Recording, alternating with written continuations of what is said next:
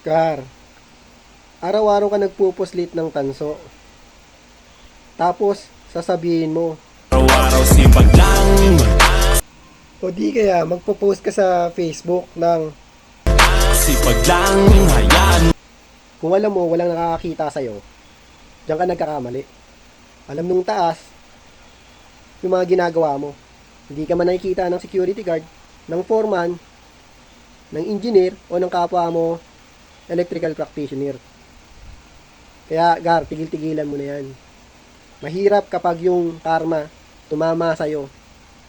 O yung taas, nagdesisyon na, hatulan ka na, bigyan ka na ng karma, sabi ko sa'yo, times 8, times 10, yung mararanasan mo.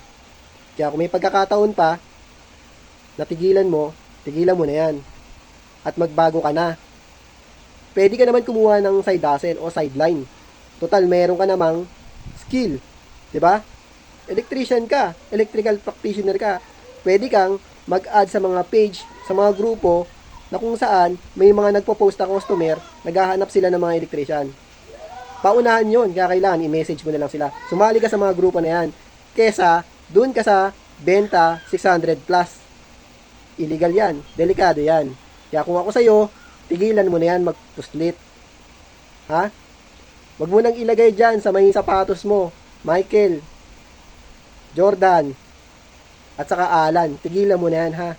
Maglalagay ka pa dyan sa bulsa mo. Or di kaya dyan sa may bewang mo. Kung may pagkakataon pa na magbago at tigil, yung mga bagay na yan, itigil mo na yan.